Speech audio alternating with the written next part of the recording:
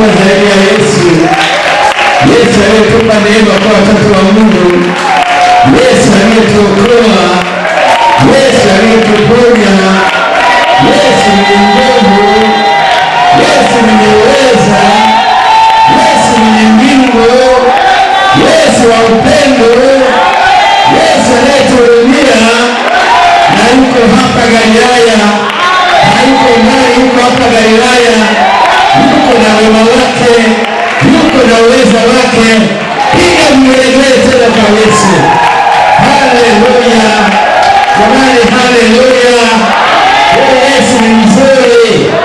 Jamani, Galilaya, Yesu ni mzuri. Tena anaweza.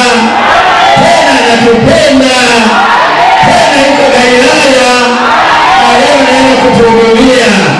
Piga tena makofi kwa Yesu. Jina la Bwana libarikiwe. Jamani, wacheza mpira wanashangilia timu zao sana ambazo hazina lolote. Leo wanafunga, kesho wanafungwa. Lakini sisi Yesu anafunga kila leo. Jamani, tupigie makofi. Haleluya. Jamani, haleluya. Mimi naona raha kulitaja jina la Yesu. Hebu tuseme Yesu, Yesu, Yesu, Yesu, Yesu, Yesu, Yesu, Yesu, Yesu. Yesu, Yesu, Yesu, Yesu, Yesu, Yesu, Yesu, Yesu, Yesu. Amen. Amen. Amen. Salimia ndugu yako, mwambie Mungu akubariki kuja kwenye semina. Amina. Amen. Wasalimia wote kwa jina la Yesu. Naomba tuombe kabisa na tuendelee mwingine. Baba na Mungu wetu, kwa jina la Yesu tunashukuru sana kwa wakati huu. Tunasema asante, asante kutupenda, asante kutuokoa. Tunakwenda kuanza semina hii siku ya leo hadi siku ya Jumapili, semina ya Pentekoste. Tunaomba Roho Mtakatifu katuhudumie, uwepo wako katufurike, nguvu yako katufurike Bwana. Roho Mtakatifu katuongoze na kutusafisha na kutufundisha. Wewe ndio mwalimu wetu. Tufunulie siri zako Bwana, tukakujua wewe Bwana. Naleta watoto wako wote mikononi mwako. Naomba fungua fahamu, fungua akili na moyo wa kila mmoja, tuweze kupokea lile ambalo umeandaa kwa ajili ya kila mmoja. Nami mtumishi wako nimesimama, naomba nisaidie Mungu, nikafanye lililo la kwako wala sio ya kwangu. Wewe ndio umenileta hapa kwa makusudi. Naomba sasa Roho Mtakatifu niatamie, niwezeshe Bwana kulinena neno lako kwa usahihi, katika nguvu na katika mamlaka yako. Baba, kwa jina la Yesu, uwepo wako utawale mahali hapa, utawale katika anga hii. Na kwa mamlaka ya jina la Yesu, na mkamata mkuu wa anga, mkuu wa giza wote, na kila roho zote zilizo kinyume, na zifunga katika jina la Yesu. Nikiziamuru ziondoke na kuziharibu kabisa kwa mamlaka ya jina la Yesu.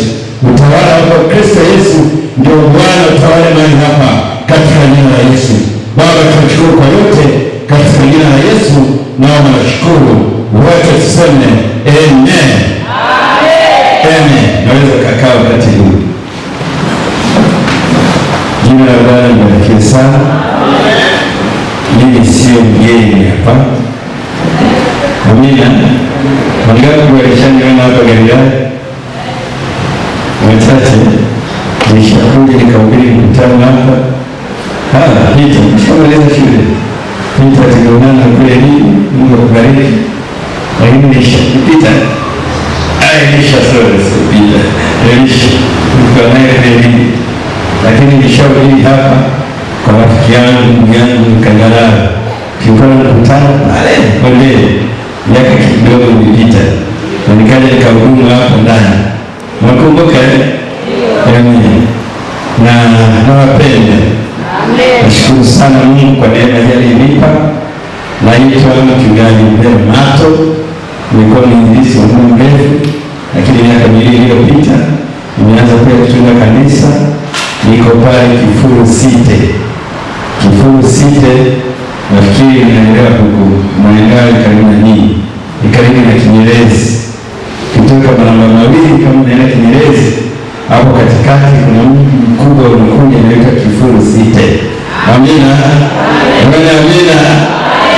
Amina. Na sisi tumetangazia wengi kwamba utakuwa mji mkubwa, ni jiji ndani ya jiji. Hamtaenda Kariakoo miaka sio mingi, mtaenda huko Kifuru City, maana mambo yataimba huko. Amina. Jina la Bwana libarikiwe. Niko pale mwaka wa pili sasa, niingia pale mwaka Januari 2024, lakini bado nahubiri injili ya Yesu. Amina. Na Kagara tumefanyia muda mrefu, ni rafiki yangu, na jinsi pia tumeonana pale kwa katibu wetu, akanikumbusha jambo hili. Amina. Na nishukuru Mungu sana kuja mahali hapa kuhudumu, kufundisha semina hii. Sijui kama mmenipokea au mnipokee.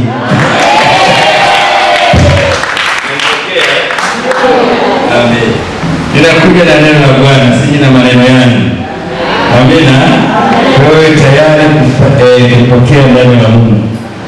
Neno la Mungu ndio uhai wetu. Neno la Mungu ndio uzima wetu, ndio chakula chetu.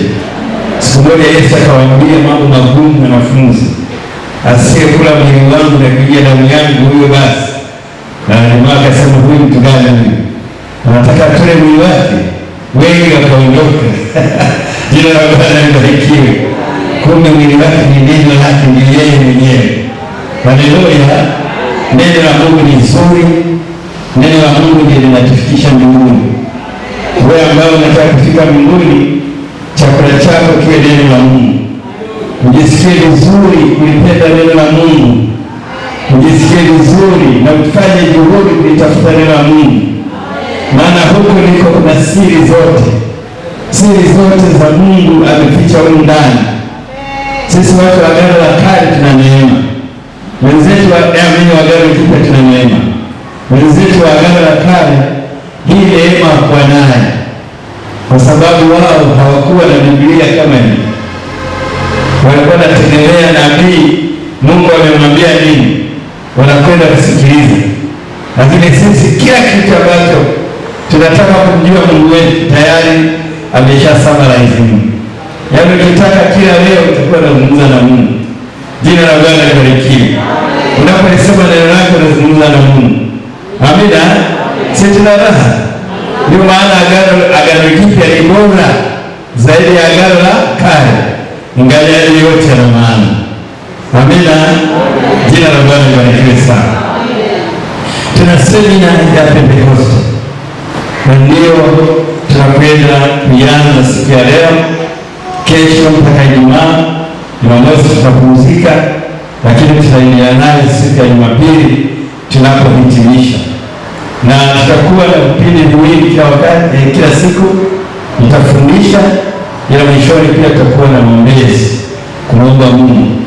Na moja ya malengo ya semina hizi au semina za Pentekoste ambayo iko katika kanisa letu la Tanzania Assemblies of God, iko kwenye mpango mkakati, ni nia ya kanisa kwamba kila mshirika wa Tanzania Assemblies of God ajaze Roho Mtakatifu. Huo ndio mkakati. Kwa hiyo tutakuwa na maombezi kila leo ya Roho Mtakatifu. Wewe ambao hujajaza na ambao ulijaza, wote tunamwomba Mungu anatujaza, tufurike mpaka Jumapili wote tumejaa. Jina la Bwana libarikiwe. Na hiyo inawezekana, maana Yesu yupo na Roho Mtakatifu yupo. Tatizo ni kwako. Haleluya jamani, haleluya. Wangapi wanajua mtu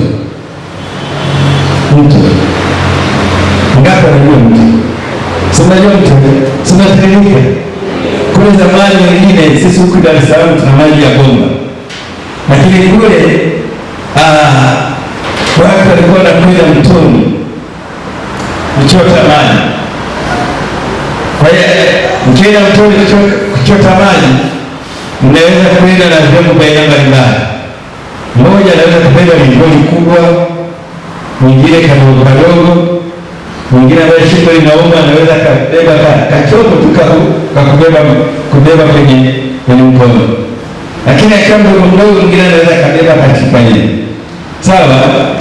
Ningauliza watu wa Galilaya, kama tukienda mtoni kila mtu na chombo chake, alafu tunaporudi ni nani atakuwa na maji mengi? Kwenye lori kubwa, si ndio? Sasa hapa pia hivi, yaani hapa roho amejaa tele. Atakayepata roho mwingi ni yule aliye tayari. Jina la Bwana libarikiwe. Jamani, jina la Bwana libarikiwe. Wewe ambaye uko tayari, mpaka Jumapili utakuwa umejaa sana.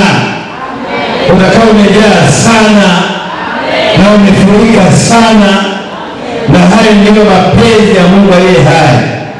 Kila aliyeokoka, kila aliyempokea Yesu kwa Bwana Mwokozi wa maisha yake, ajaze na Roho Mtakatifu, ajae kabisa, afurike. Haleluya! Maana Roho Mtakatifu ana sababu zake, tutaona tutakapokuwa tunajifunza. Haleluya! Jamani, haleluya! Na somo hili nimelipa kichwa cha habari, mambo muhimu yanayoambatana na Pentekoste ya mwamini. Mambo muhimu yanayoambatana na Pentekoste ya mwamini. Mambo gani muhimu yanayoambatana na Pentekoste? Tunasema ni wiki ya Pentekoste. Tunasema sisi ni wa Pentekoste. Je, unajua Pentekoste ni nini? Ni mambo gani muhimu ambayo ukisema mimi ni Pentekoste, ukisema ni kanisa la Kipentekoste, tunatazamia kuyaona? Au Pentekoste hii ni nini? Jina la Bwana libarikiwe. Kwa hiyo ni japo mambo hayo, tutashirikiana mambo muhimu. Yako mengi sana kwenye Biblia, ila mimi katika kusoma na kujiandaa nimejifunza kuna mambo kama 15. Sasa haya mambo 15 tutashirikishana katika hizi siku 3-4 hizi ambazo Bwana ametupa. Leo tutasema machache, tunaweka kituo, tunafanya maombezi. Kesho tunaendelea, kesho kutwa tunaendelea. Jina la Bwana libarikiwe. Jina la Bwana libarikiwe. Wangapi wako tayari kujifunza? Sasa naomba fungua moyo wako kabisa, ujifunze, upokee neno la Mungu aliye hai. Haleluya! Jamani, haleluya! Kwa neno la Mungu ni chakula, tushinde sawasawa mpaka siku ya Jumapili tuwe tumeshinda sawasawa. Na kama utangulizi, ni nini maana ya Pentekoste? Ni nini maana ya Pentekoste? Kabla hatujaenda kwenye mambo hii, lakini pia neno la Mungu ambalo limeshikilia mambo yote hayo ni kutoka Matendo 1:8. Tunasoma hiyo alafu tutende kuangalia nini maana ya Pentekoste. Matendo 1:8 na Matendo 2:1-4. Hayo ndio maeneo mawili ambayo yameshika semina yetu. Taenda kuyasoma hayo, alafu tutaenda kuulizana au kueleweshana maana ya Pentekoste. Tuangalie Pentekoste ya Agano la Kale na tuangalie Pentekoste yetu kama Pentekoste katika Agano Jipya. Ili tuangalie Matendo ya Mitume 1:8. Anasema, lakini mtapokea nguvu akiisha kuajilia juu yenu Roho Mtakatifu, nanyi mtakuwa mashahidi wangu katika Yerusalemu na katika Uyahudi wote na Samaria na hata mwisho wa nchi. Haleluya! Na Matendo 2:1-4. Hata ilipotimia siku ya Pentekoste, walikuwako wote mahali pamoja. Ukaja ghafla toka mbinguni uvumi kama uvumi wa upepo, na upepo ukienda kasi ukajaza nyumba yote waliokuwa wameketi. Kukawatokea ndimi zilizogawanyikana kama ndimi za moto, uliowakalia kila mmoja wao. Wote wakajaza Roho Mtakatifu, wakaanza kusema kwa lugha nyingine kama Roho aliwajalia kutamka. Jina la Yesu litukuzwe. Jina la Yesu litukuzwe. Tunazungumza kipindi muhimu sana hiki ambacho kanisa linaanza kipindi ambacho Bwana Yesu ametoka msalabani, amekufa, amezikwa na amefufuka kutoka katika wafu. Akawatokea wanafunzi wake wale waliomwamini. Alipowatokea akawaambia, kaeni kwanza Yerusalemu, msije mkaondoka. Maana tufikiria kibinadamu wangeweza kuondoka. Wametembea naye kama miaka 3.5, wameona miujiza mingi akifanya, lakini sasa hawako naye tena kama waliozoea kuwa naye. Hawako naye. Kwa hiyo kila mmoja kwa akili za kibinadamu alianza kukumbuka shughuli zake. Aliyeacha nyago alianza kukumbuka nyago zake. Aliyeacha mashamba alianza kukumbuka mashamba yake. Aliyeacha nyumba alianza kukumbuka watu nyumbani mwake. Kila mmoja atawanyike kwenye mashughuli yake. Lakini Yesu akawatokea akawaambia kwamba najua hayo mtafanya, lakini kwanza msitoke Yerusalemu mpaka mpokee ahadi ya Baba ambayo nimeshawaambia kwamba mlibatizwa kwa maji, lakini nyinyi mtabatizwa kwa Roho Mtakatifu. Jina la Bwana libarikiwe. Jina la Bwana libarikiwe. Akawa anakumbusha hilo kwamba bado mimi tayari nimeshalipa deni la dhambi, lakini kuna kitu kimoja bado hakijatimilika. Msije mkatoka hapa mkaanza kutawanyika. Yamkini wangeenda kufanya yale ambayo alikuwa anawaambia kufanya, kwa wafanya mataifa yote kwa wanafunzi wake, wangekwenda na hayo. Lakini akasema, kaeni kwanza mpaka mpokee ahadi ya Baba ambayo nimeshawaambia, ambayo ahadi ya Baba ni Roho Mtakatifu. Jina la Bwana libarikiwe. Na ile ahadi ya Baba kulingana na Biblia si kwamba ni Yesu alianzia hapa, hapana.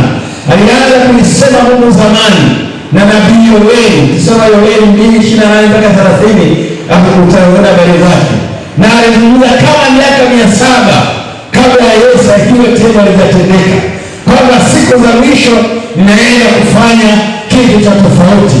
Nitamimina Roho wangu kwa watumishi wangu wote, wanawake, wanaume wote sawasawa. Nitamiminia Roho yangu ili nitembee nao, ili niishi nao, ili nikae nao, ili niwaongoze mimi kama baba yao. Jina la Bwana libarikiwe. Jina la Bwana libarikiwe. Jina lilikuwa bado halijatimilika. Bwana Yesu anasema, kaeni sasa Yerusalemu.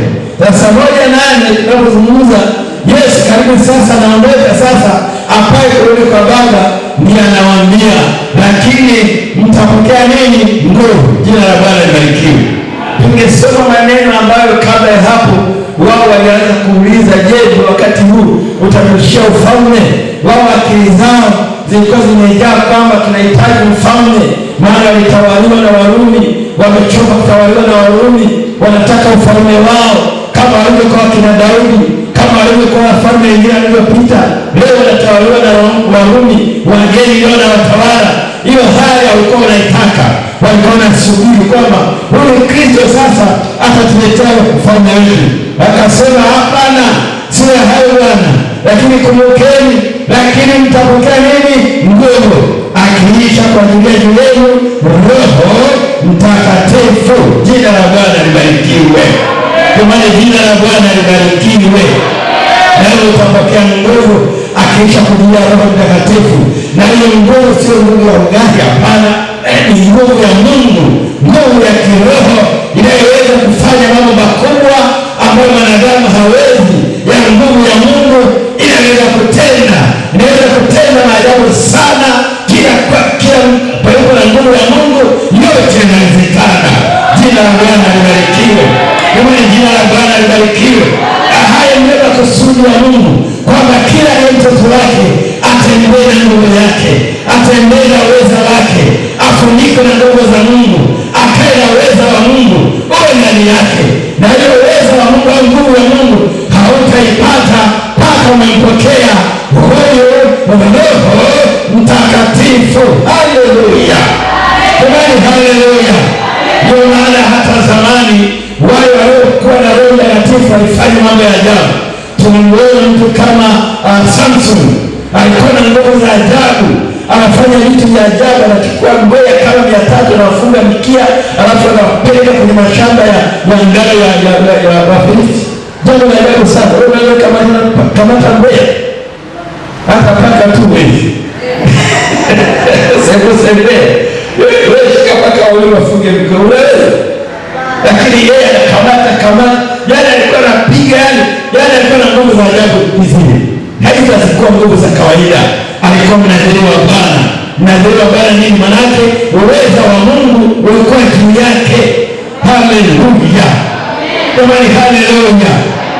Lakini mtapokea nuru.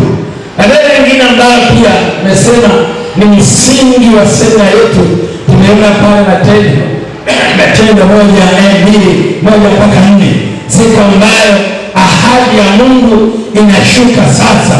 Roho Mtakatifu anashuka. Wale watu walitii, walibaki kama watu 120 wako pale wakati tu walikuwa juu ya Roho Mtakatifu atakuja kwa staili gani.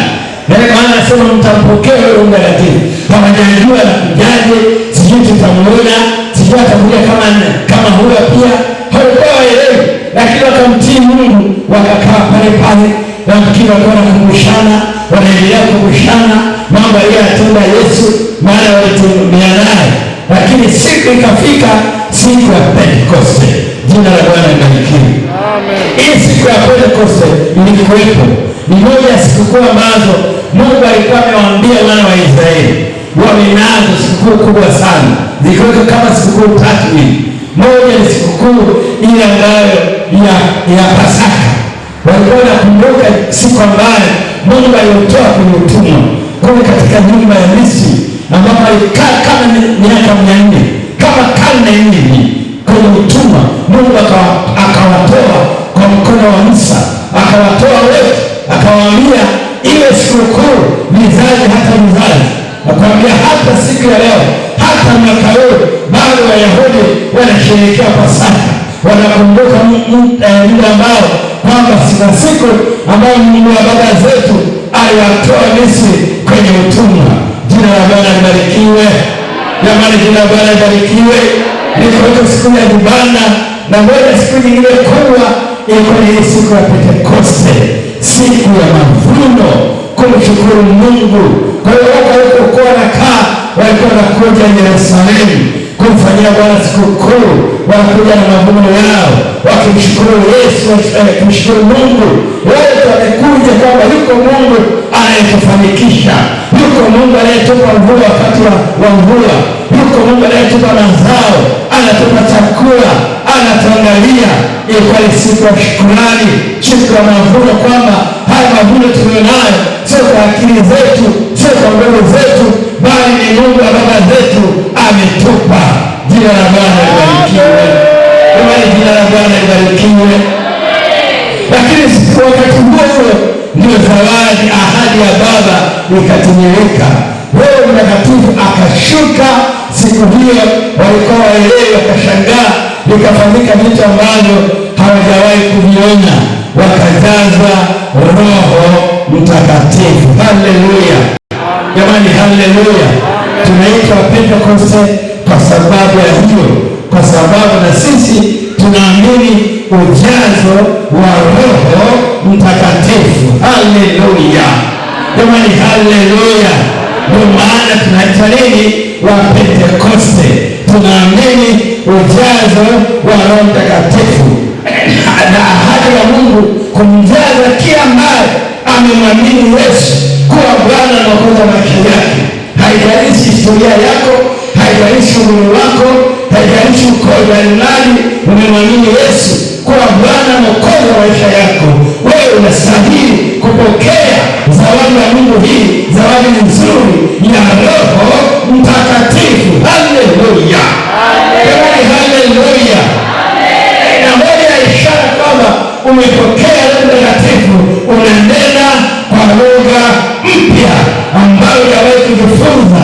Mungu anakuletea lugha, unanena na wewe unaanza kushangaa. Haleluya. Jamani, haleluya. Mpaka Jumapili nimeomba Mungu kila mmoja anene kwa lugha, ajazwe na Roho Mtakatifu mpaka Jumapili asiwepo mtu Galilaya ambaye anasema ni Mkristo, ambaye anasema ameokoka, anaabudu hapa lakini hajajazwa Roho. Tunamwomba Mungu kila ambaye yuko hapa ambaye anasema Yesu ni Bwana Mwokozi wa maisha yake, ajazwe na Roho Mtakatifu. Haleluya, haleluya. Moja ya mambo ambayo anafanya Roho Mtakatifu si chini hivi. Moja ya mambo ambayo anafanya Roho Mtakatifu ndani yako ni kukuandaa kwa ajili ya kuingia mbinguni. Kukuandaa kwa ajili ya kuingia mbinguni. Unajua kuokoka bila kufika mbinguni ni kula sana. Tena hasara kubwa. Hasara kubwa. Yaani kama ni hasara hiyo ni hasara kubwa. Yaani unasali hapo usifike mbinguni. Na mimi wenzangu kusali bila kufika mbinguni ni hasara kubwa. Na Roho Mtakatifu ndiye anatuandaa sisi kwa bibi harusi. Tunaongea harusi za siku hizi. Kule nilikotoka mimi, mashangazi walikuwa wanaandaa bibi harusi. Nilikuwa kazi zao, si kabila yangu niko kama kweli. Nilikuwa kazi ya mashangazi. Bibi harusi akishaposwa ile sasa siku ya harusi siku fulani, shangazi anamwandaa tena anamwambia usiende shamba. Wanakaa anamfunga vizuri, anakusaidia. Yale siku ya harusi anang'ara, unaweza ukampotea. Haleluya jamani, haleluya. Siku hizi Wachina wamerahisisha mpaka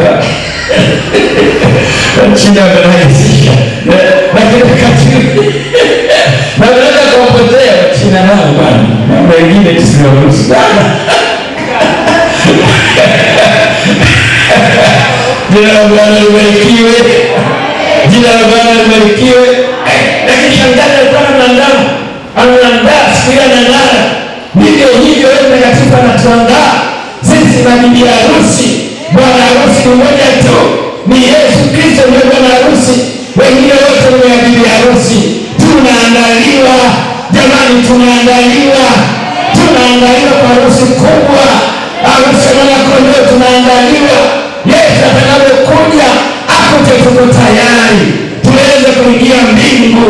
Huko mbinguni akieni kilicho kinyonge, yuko mbinguni akieni kenye matatizo ndani ya moyo, huko mbinguni akieni kilicho kunyamana, lazima kiwe kimenyooka. Anainyosha moyo, anatengeneza moyo na kuandaa moyo kwa ajili ya kuingia mbinguni. Si mwingine ni Roho Mtakatifu. Haleluya jamani, haleluya. Ndio maana anakaa ndani yako. Jina la Bwana Yesu litukuzwe, jina la Bwana Yesu litukuzwe. Wewe Pentekoste, kwa sababu ilikuwa ni sikukuu yao, wakati leo anashuka, walikuwepo wengi katika mji wa Yerusalemu, walikuwa wamejaa kutoka maeneo mbalimbali, na hapo ndipo Roho akashuka. Amina, wangapi wananielewa? Maneno mazuri. Amen. Sasa twende tuangalie mambo 15. Leo tuanze machache, alafu baadaye tutafanya maombezi. Umeelewa? Na kutegemea kutamani kujao. Amina. Jamani, amina. Naona shahidi bila Roho Mtakatifu. Ni haki yako kabisa. Hakuna mdogo wala mzee. Siku moja nilikuwa na ubiri msoma mwaka kama nafikiri mwaka 2000 na ubiri pale msoma tulikuwa mkutano pale. Siku ya Jumapili amekuja leo koka, akaja bibi mmoja wa Kikuya, nasikia nalipaka hapa, najua kule kwetu kule nasikiwa na urembo na sawa kwa urembo wao kwa huo wanatengeneza masikio hii ni bibi na mimi nazungumza Kiswahili yeye ni vizuri. Sasa kama najaribu kueleza tunaangalia, nasema Mungu nisaidie, tamueleweshaje huyu mpaka aelewe, mpaka ajae roho. Mambo ya Mungu wewe, mambo ya Mungu mwacheni Mungu. Aitwa nani? Mungu na watu wote. Mungu na watu, na wewe anakujua na anakupenda. Haleluya. Sasa niambie, tulikuwa hapa chote anatoka tamijano. Sasa kama jina lijalo utamshangaa huyo kijana. Nitakushangaa siku gani? Wewe unaelewa vizuri. alafu sijaye wewe wageni zako nitakushangaa usikiani.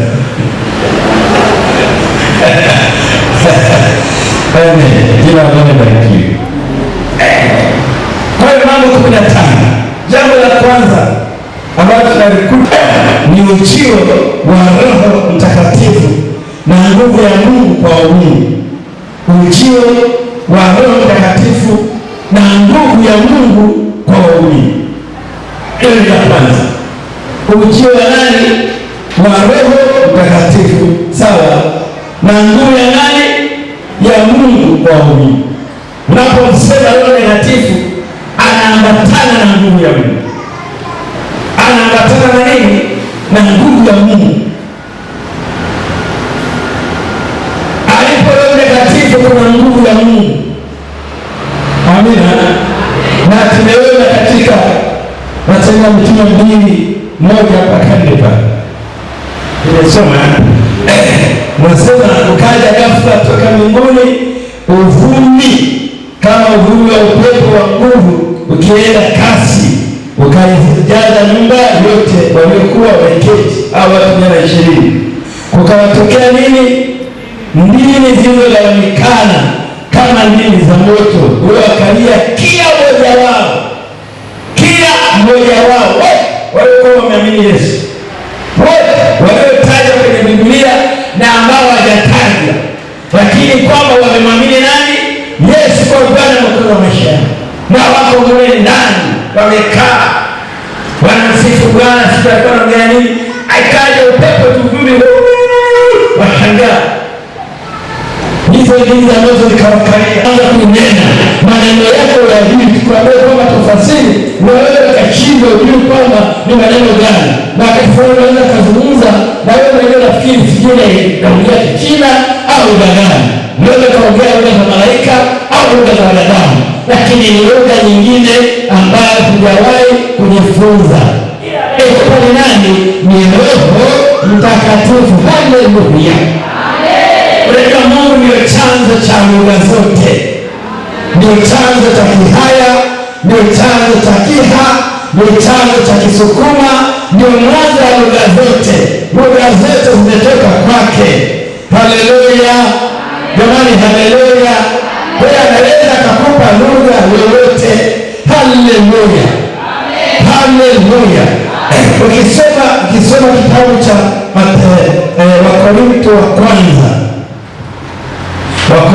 kwanza ile sura ya 14 anatupa siri kidogo Mtume Paulo, habari ya lugha hizo ambazo tunazinena tunapokuwa tumejazwa Roho. Mstari wa 2 anasema, maana yeye anenaye kwa lugha hasemi na watu, bali husema na nani? Na Mungu. Maana hakuna asikiaye, lakini anena mambo ya siri katika roho yake. Ananena mambo ya nini? Ya siri ndani ya roho.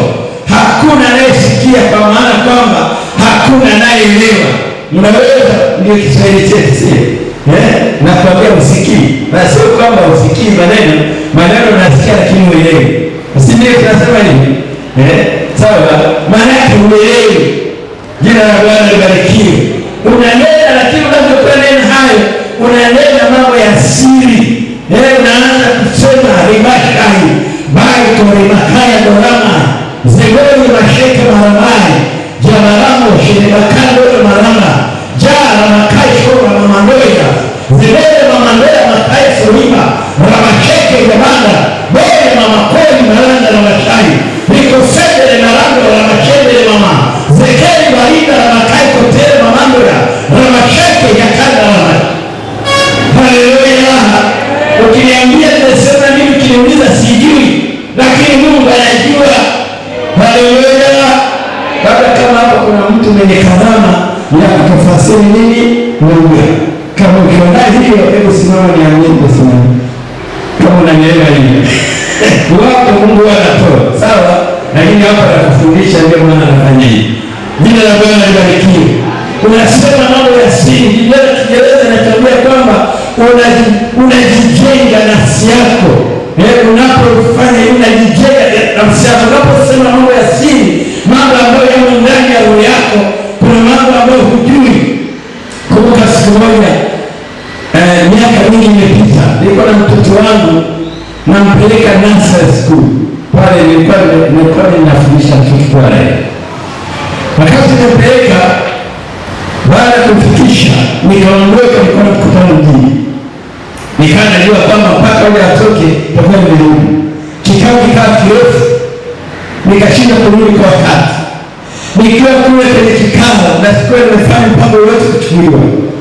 Nikiwa kule kwenye kikao, naanza kusikia roho anachemka ndani ya roho ndani yangu, sina amani. Kabili niachane na kikao, nianza kurudi. Narudi kwenye gari naendesha, lakini nambele kwa lugha sana. Lakini kumbe nakaingia chuo, na mkuta ile kijana na watoweka walimu, na amejamilisha na Sinza, anatoka chuo cha aje yeye mwenyewe avuke University pale aende Sinza. Unaona, anajiamilisha tena iko peke yake, wengine wako mbele peke yake. Nikaingia pale, wewe unaniambia angalia kulia, na mwangalia, nikamwona yule kijana. Jina la Bwana libarikiwe. Unaenda mambo ya siri ndani ya moyo wako. Yeye ina siri nyingi, ina mambo mazito. Kuna tabia ambayo tena wewe unataka uiache ukaweza, ila Roho Mtakatifu anakusaidia. Jina la Bwana libarikiwe.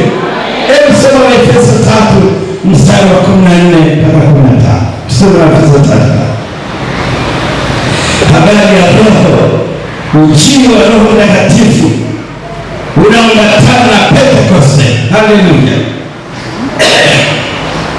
Mstari wa 14 anasema, kwa hiyo nampigia Baba magoti, ambaye kwa jina lake ubaba wote wa mbinguni na wa duniani unaitwa, awajalieni kwa kadri ya utajiri wa utukufu wake kufanya imara kwa nguvu kwa kazi ya Roho wake katika utu wa ndani. Haleluya. Jamani, haleluya. Roho Mtakatifu anakufanya imara katika utu wa ndani. Kazi ya Roho Mtakatifu ni kukuimarisha wewe uwe imara katika imani, umwamini Yesu hata kama yanakuja matatizo, hata kama yanakuja shoga, hata kama unapitia mateso, hata kama unapitia uhitaji, hata kama unapitia mbalimbali. Unashangaa ndani yako, unasema mimi nitaendelea kumngoja Bwana, mimi nitaendelea kumwamini Mungu. Nini kinakufanya hivyo? Ni Roho Mtakatifu anayekuimarisha. Haleluya. Jamani, haleluya. Kwa hiyo Pentekoste tunaiona inaambatana na ujio wa Roho Mtakatifu. Unajua Mungu wetu anakaa, ana nafsi tatu ambazo zinategemea na ni moja. Kuna Mungu Baba, Mwana na Roho Mtakatifu. Yesu alipoondoka ametuachia nani? Roho Mtakatifu. Jina la Bwana libarikiwe. Soma Yohana sura ya 14. Yohana sura ya 14 mistari michache hapo. Anasema, sitawaacha yatima, bali nitawaletea nani? Msaidizi. Sio mstari wa 17 anasema, mkinipenda, kwanza 15, mkinipenda mtazishika amri zangu, nami nitamwomba Baba, naye atawapa msaidizi mwingine, ili akae nanyi hata milele. Ndiyo Roho wa kweli, ambayo ulimwengu hauwezi kumpokea, kwa kuwa hamwoni wala mtambui, bali ninyi mnamtambua, maana anakaa kwenu, naye atakuwa ndani yenu. Sitawaacha ninyi yatima, naja kwenu. Jina la Bwana libarikiwe. Huyo Roho Mtakatifu ni msaidizi. Ni nani jamani? Msaidizi. Ni msaidizi. Njoo wewe.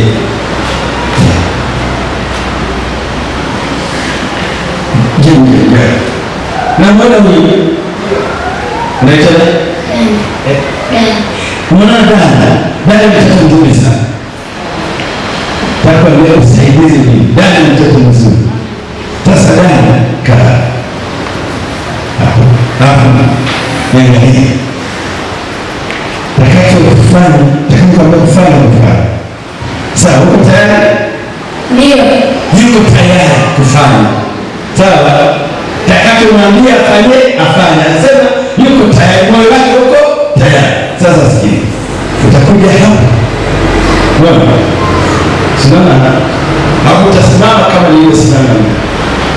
Hapo kisha hapo na nyoka.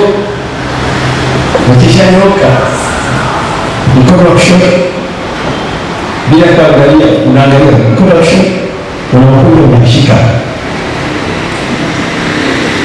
mkono wa kulia unakuja unashika hapa kwa mikono yako miwili.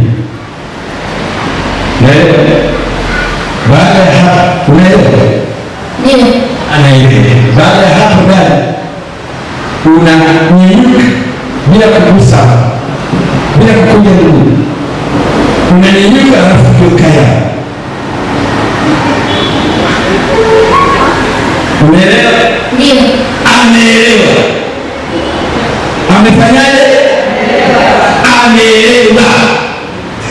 Hiyo kata. Nikusumbue.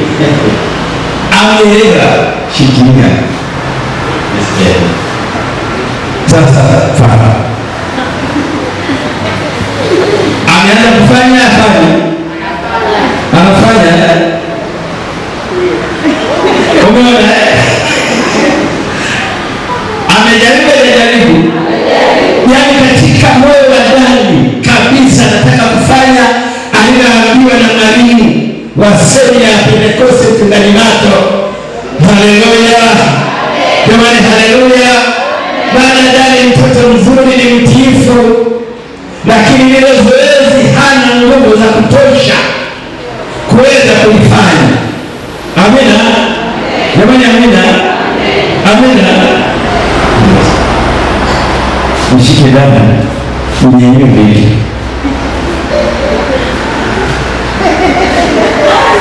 Amina. Jamani, imekuwa ijawa. Amefikaje hapa? Amenyanyuliwa na nani? Msaidizi. Ndivyo Roho Mtakatifu anatufanyia. Haleluya. Jamani, haleluya. Anakwambia mpende jirani yako hata kama anakutukana. Kwa nguvu zako uweze, lakini kwa msaada wa Roho Mtakatifu inawezekana. Haleluya. Jamani, haleluya. Tupeleka kwenye kilele pale ambapo Mungu anataka kutufikisha, tufike. Roho Mtakatifu ndiye anatuwezesha kufika. Kwa nguvu zako huwezi, lakini kwa msaada aliyotupa Roho Mtakatifu anatuwezesha. Jina la Bwana libarikiwe sana. Ndani nitakupa soda. Pigeni makofi mengi kwa ajili ya ndani. Yaani ukimkosa Roho Mtakatifu, mwambie zako ukimkosa Roho Mtakatifu kumbe umekosa msaidizi.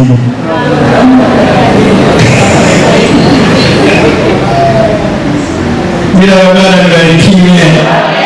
Jamani, tunaelewa ujio wa msaidizi. Wewe msaidizi unampata. Na Yesu amemwachilia kwa kila mmoja. Amina. Jamani, amina. Sasa leo inatosha. Leo inafanyaje? Tutaendelea mengi kesho. Mpaka 15 tutamaliza. Nimeacha dakika kadhaa, nataka nikuombee siku ya leo. Amina.